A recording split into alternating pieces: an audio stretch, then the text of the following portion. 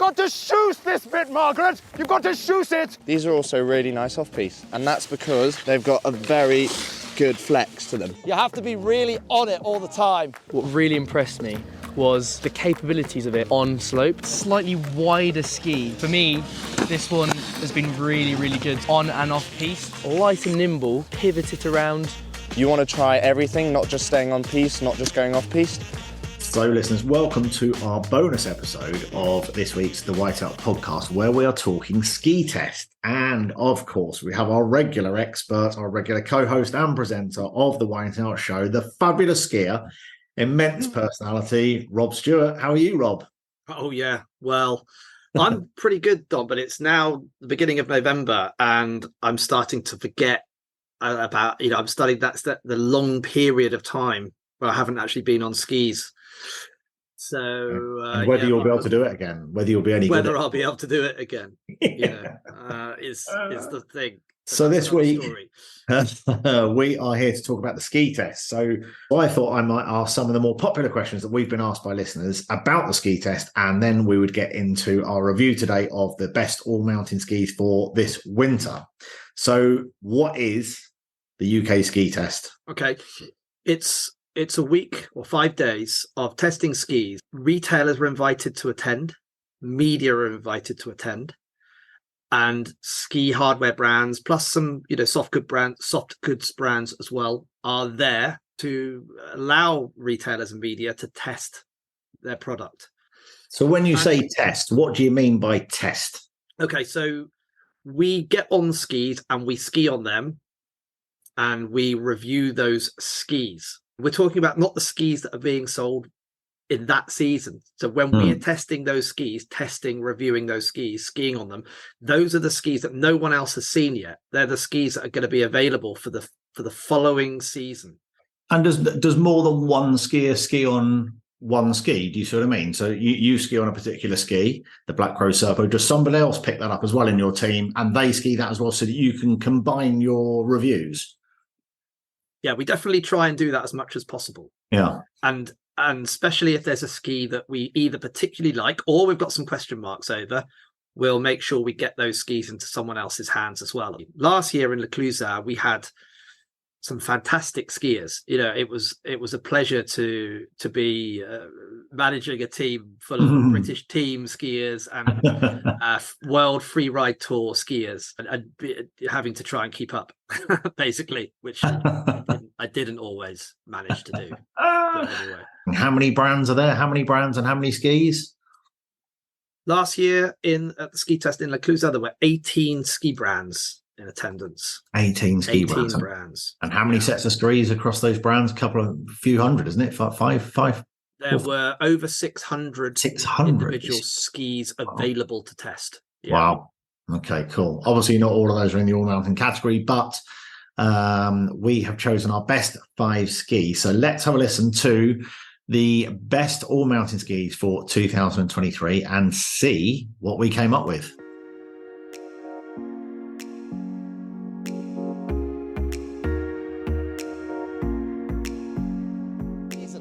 I picked up the Black Crow Serpo. It's an all-mountain free-ride ski, 93mm underfoot. I've never skied it before, so I was looking forward to trying it out. It's about 800 pounds without bindings. Yeah, it's pretty full-on actually. It's a full-on all-mountain ski. It's got a titanal plate that runs through like the majority of the ski. You can see the forks on the front here. That stiffens the ski a lot. I mean, it feels like it's really like a hard charging kind of all mountain free ride ski. You have to be really on it all the time to make it turn and to do what you want it to do.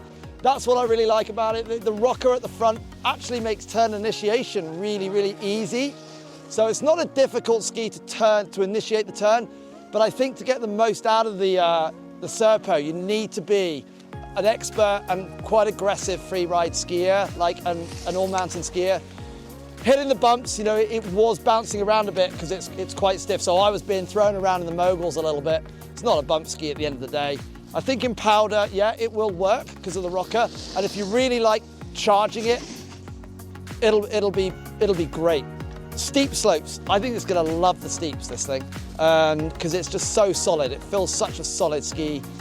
So I really like the Serpo, but you need to be, you need to be fully up for it to get the most out of this. Aggressive all-mountain freeride ski, around £800 without bindings. I think it's a Black Crow's classic. Yeah, I picked up a Scott Pure Free here. It's £590 without bindings. It's, Scott, all-mountain and freeride skiing specialist, Scott Sports.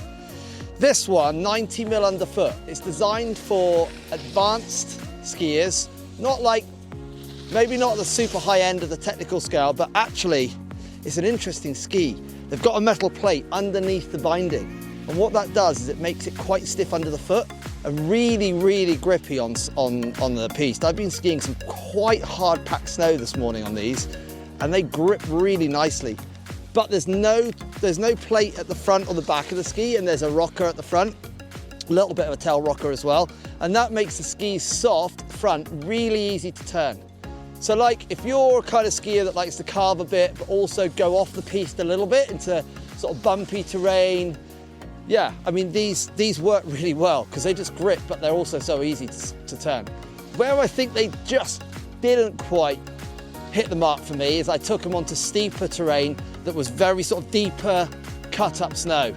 And they just felt a little bit laborious in that stuff. So if you want to ski sort of steeper terrain and powder even, I think in powder, it's not really the ski.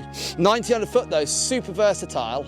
And if you're looking for a ski to kind of just play around the mountain with, that's really grippy, but also fun, responsive, just good fun to ski, then I'd go for the Pure Free.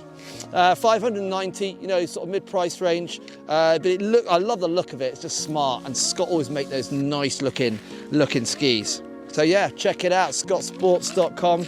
It's the 2023-24 winter season Pure Free.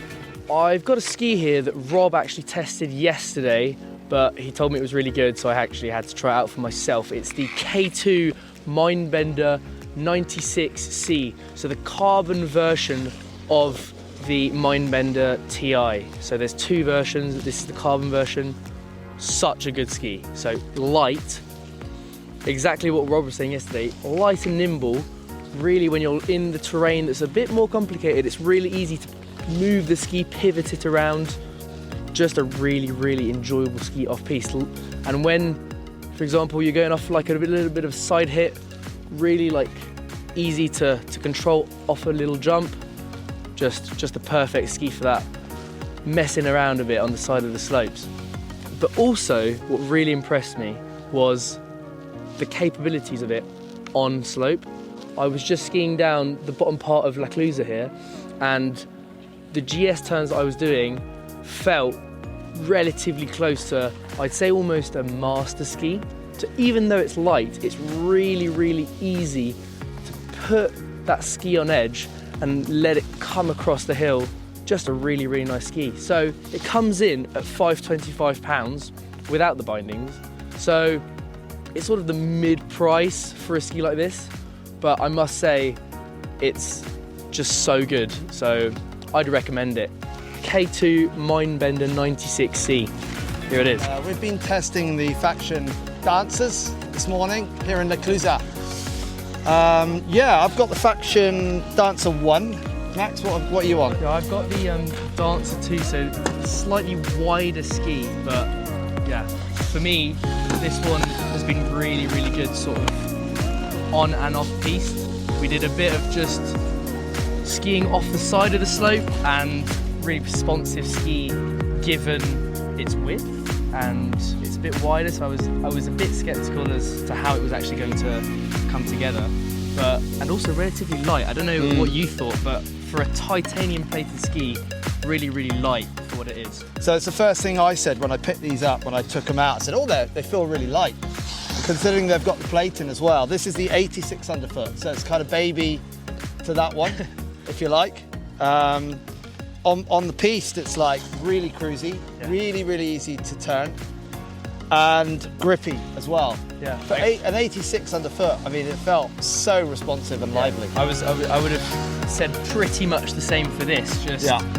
So yeah, like real good off piste, but then switching onto the piste, really like finding the control and like just really mellow and really feeling, even with the cut that it's got, really nice GS turns and really feeling in control as I was going down. So that's a 182 centimetre ski. It's just under that. I mean, they've both got rockers on the front, little tail rocker as well.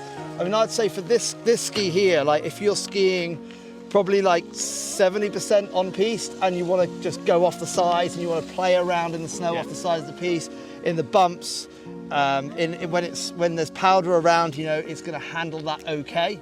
At 86 underfoot.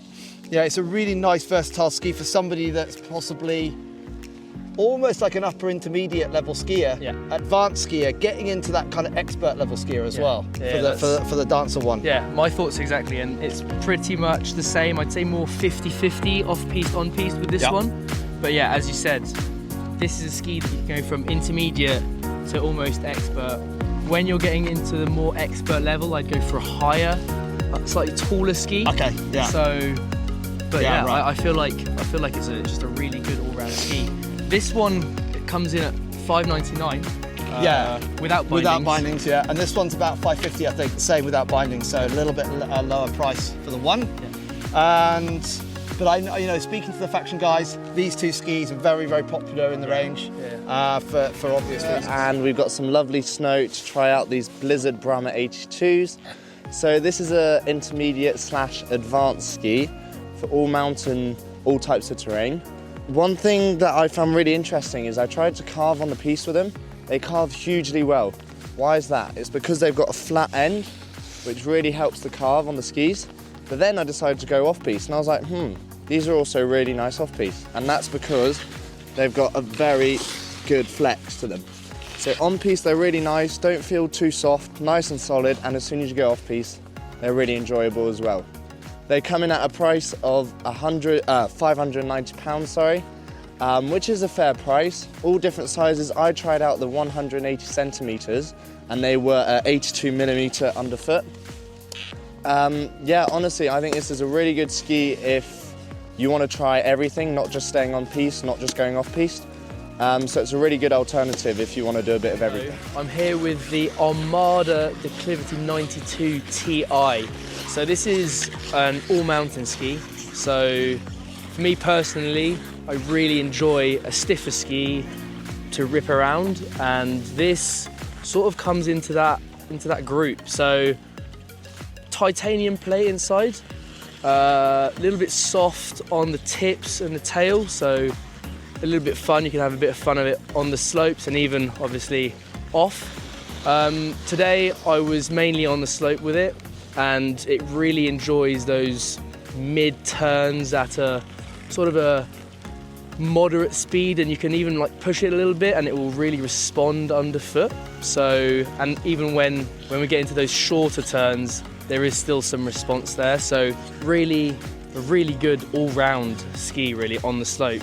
Really enjoyed it. It comes in at £630 with the bindings, so pretty good price range for what it is.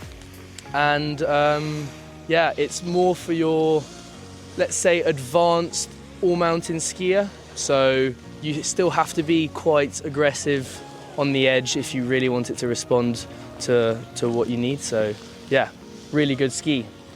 Armada Declivity 92 Ti. Wow, Rob. I mean, that is just got to be the best week that anybody could possibly have. Even just listening to that, it's just super exciting, isn't it? Getting your hands on the latest gear that no one else has seen, and brands telling you all the tech that has been chucked into these brand new skis. It's just the best week ever, isn't it? It's like kid in a candy store type stuff. You are absolutely right, Dom. It is the best week ever. You're not only skiing with your friends and lots of different skiers as well that are there, maybe 150 to 200 people at the ski test. Wow. Pretty much everyone in the industry. And we know most people know each other as well. Yeah. It's such a great atmosphere, and like you say, you just get to ski on all these different skis. And there is a little bit of faffing around changing skis, but it's a bit like they've got it down to a fine art. It's a bit like going for a pit stop.